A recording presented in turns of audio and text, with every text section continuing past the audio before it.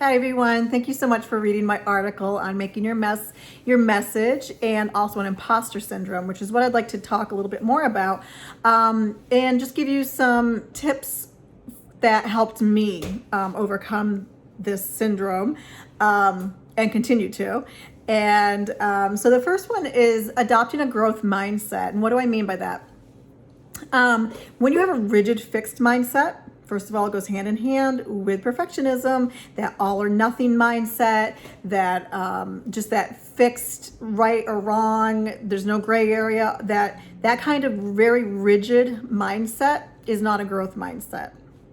You've got to have a mindset where instead of taking failure, for instance, and taking it on yourself, so therefore I'm a failure, I'm just going to give up, right? That's a very rigid non-growth mindset. A growth mindset would say, okay, so this didn't work this time.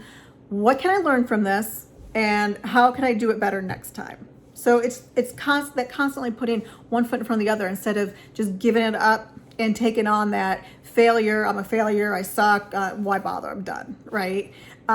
So another example of a growth mindset would be, instead of saying, no, I'm avoiding challenges, instead embrace challenge. So that's just another example of having a growth mindset versus that fixed or rigid mindset.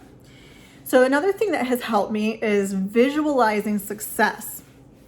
And you probably heard, like, athletes, if you're an athlete, you probably use this technique with visualizing. You'll see skiers before the race, right? You can tell they're going through the course and doing the movements and visualizing that. This works in any area of your life. So that's what is really cool, is because you can kind of slow yourself down, close your eyes, and just ask yourself, what does successful Carrie look like? What is successful Carrie doing?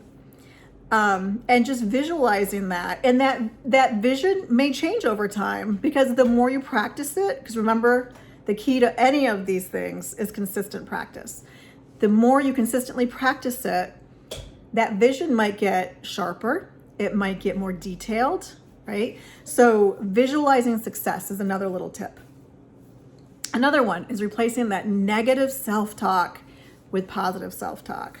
So I can't do this, I'm never gonna be successful, I'm not smart enough, I'm not pretty enough, I'm not thin enough, I'm not good enough at this.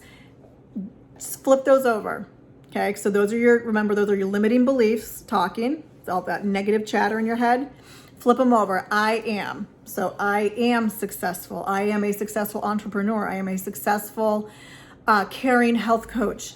I am building a successful business. I am drawing my ideal clients to me.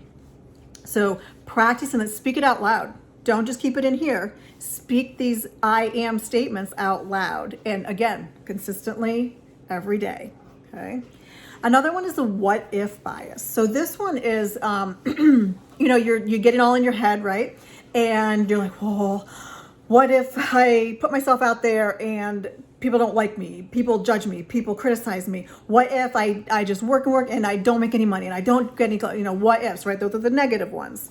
Now flip it around. But what if I help one person?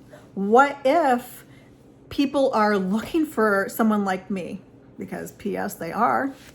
What if you do make a lot of money doing this? What if you get paid to do something you love doing? So flipping that negative, it kind of goes hand in hand with that negative self-talk and versus positive self-talk. So those what ifs, if your what ifs are getting in the way, flip them around. And then lastly, one thing that sounds kind of silly, but look at your body language and your posture. Because when you're all this, right, and feeling like, oh, who am I? I'm just, this little imposter trying to break into this business, right? Chances are your posture is going to show that, and people won't be drawn to you. So when you are confident, that body language, even if you're not feeling confident, bringing your posture up to where it should be is going to help make you feel more confident. So that's another little tip. And lastly, just breathe. Breathe. Don't forget to breathe. It helps you anchor in and just kind of gives you that fuel that you can do this. So I hope those little tips help. They've helped me. Would love to see comments below. If you have some ideas of your own that have helped you, please share them. And we just love to hear your comments and your feedback. So thank you so much. I will see you the next time. Thank you again for reading and for listening, and I wish you well. Bye-bye.